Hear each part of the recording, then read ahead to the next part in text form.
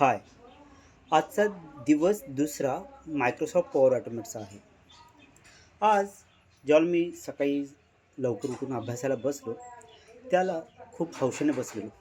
का हौशेने बसलेलो? कारण मी काल संध्याकाळी ChatGPTला माझा एक्झॅक्टली प्रॉब्लेम विचारलेला, की मला माझ्या 400 साइट्स आहेत आणि त्या 400 साइट्सवरती मला एकच प्लगइन जर इन्स्टॉलेशन करायचं असेल, तर मला त्याचं ऑटोमेशन कशा पद्धतीने करता येईल हे मला सांग. आणि त्याने मला प्रॉपरली अगदी स्टेप सांगितलं, की आपल्याला ह्या गोष्टी करायला लागतील. मग माझ्या डोक्यात काय काय प्लॅन होता, तर दुसऱ्या दिवशी सकाळी उठायचं आणि त्यानं ज्या स्टेप सांगितल्या त्या इम्प्लिमेंट करायचं. मग ChatGPTच्या मतानुसार मला फक्त 45 मिनिट्स लागणार होते त्या सेशनसाठी. मग मी उठलो हौशीनं आणि मी स्टार्ट केलं प्रॅक्टिस करायला. पण ज्याला मी पहिल्यांदा त्यानं सांगितलेल्या स्टेप्स केल्या, तर तो मला एरर्सच देत होता. प्रत्येक वेळेला ज्या वेळेला मी रन करत होतो, त्याला तो मला एरर्स देत होता. तो एरर काय होता, तर मी जर एखादी वेबसाईट जर इंडिव्हिज्युअली ओपन केली, म्हणजे डायरेक्टली लॉन्च न्यू ब्राउझर आणि त्यामध्ये मी जर URL टाकला, तर तो URL डायरेक्टली ओपन होत होता.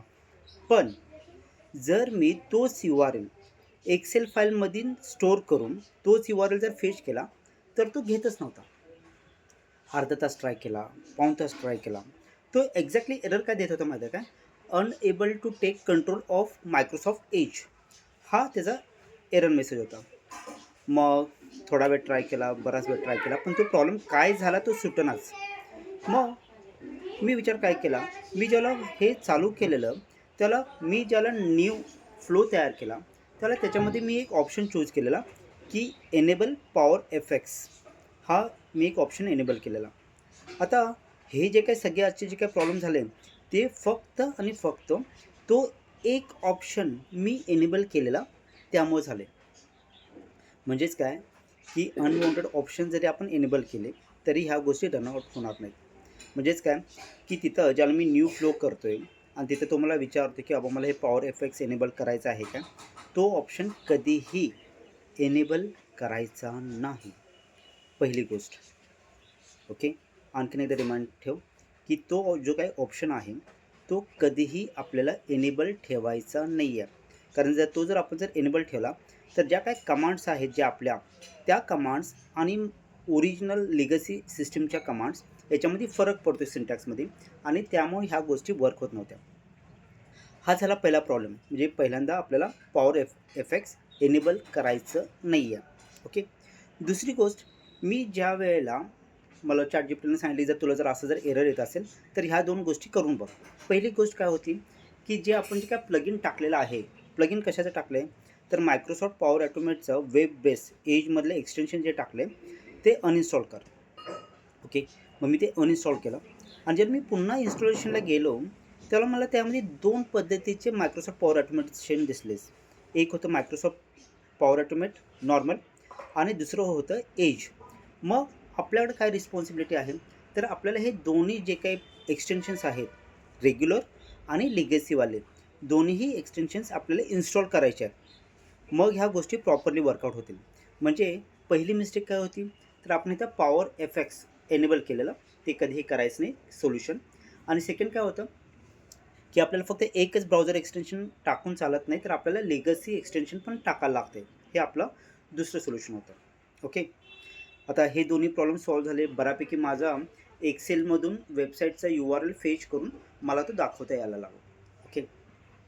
आता याच्यानंतरचा आणखीन एक प्रॉब्लेम काय होता, की माझे जे काही पासवर्ड्स आहेत, ते बेसिकली टेक्स्ट बेस्ड पासवर्ड्स होते. ओके. कारण एक्सेलमध्ये मी डायरेक्टली पासवर्ड्स लिहिलेले आणि तो मला ॲक्च्युली एरर द्यायच्याऐवजी एक वॉर्निंग देत होता. ती वॉर्निंग काय होती, की तुमचे जे काही पासवर्ड आहे, तो एन्क्रिप्टेड नाही आहे. तुम्ही एन्क्रिप्ट करा आणि मग तुम्ही तो पासवर्ड यूज करा. ओके. मग हे असं असल्यामुळं मला तिथं वॉर्निंग देत होता आणि पहिल्यांदा काही वेळ मला वाटलं, की बाबा तो एररच आहे, तर मी पुढं गेलोच नाही. तर एक गोष्ट लक्षात ठेव, की जर नुसती वॉर्निंग असेल तरीसुद्धा आपली सिस्टम रन करेल. पण जर एरर असेल तर रन होणार नाही. ओके. त्यामुळे आपल्याला ही गोष्ट लक्षात घ्यायची आहे. ह्याच्यामध्ये एक चांगली गोष्ट काय वाटली, की आता मला काय गोष्टी जमायला लागल्यात बघ. एक्सेल फाईलमधून डाटा रीड करायचा.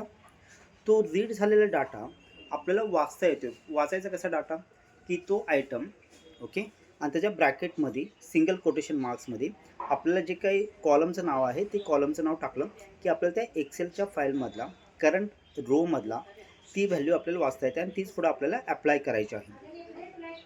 त्यासाठी ही गोष्ट खूप महत्त्वाची आहे आणि ती मला आज समजली. आता उद्याचं माझं टार्गेट काय आहे की पासवर्ड फील्ड जे काही माझं रेग्युलर टेक्स्ट आहे त्यालाच रीड कसं करायचं, त्याला एन्क्रिप्ट कसं करायचं आणि एन्क्रिप्ट केलेला डाटा तिथं आपल्याला फर्दर इनपुट कसा द्यायचा, ह्या गोष्टी फक्त आपल्याला याच्यामध्ये उद्याच्या सेशन्समध्ये बघायच्या आहेत. मला माहिती आहे की एका दिवसामध्ये हे काही संपणार नाही, पण जेवढं काय आज गोष्टी शिकायला मिळाल्या त्या खरंच खूप चांगल्या होत्या.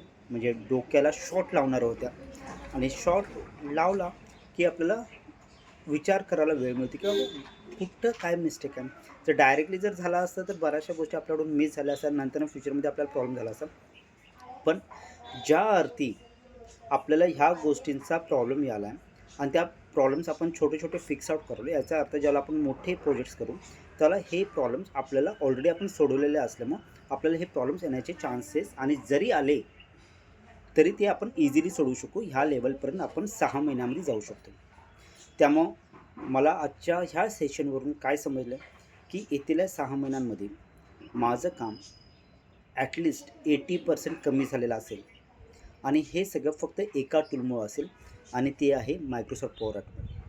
आणि हे टूल एवढं इझी आहे की ते कोणीही शिकू शकते. फक्त प्रॅक्टिस आणि आलेले एरर्स सॉल्व करणे एवढंच ह्याच्यामध्ये गोष्टी आहेत. पण आपण जर डेली जर प्रॅक्टिस करत राहिलो, कुठं काय इश्यू होतात काय होतात, तर आपल्याला हे टूल नक्की जमेल.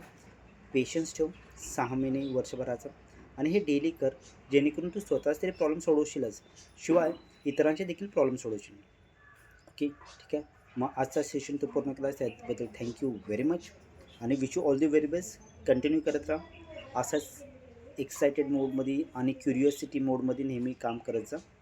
ठीक आहे. All the very best. Take care and love you everyone. Thank you.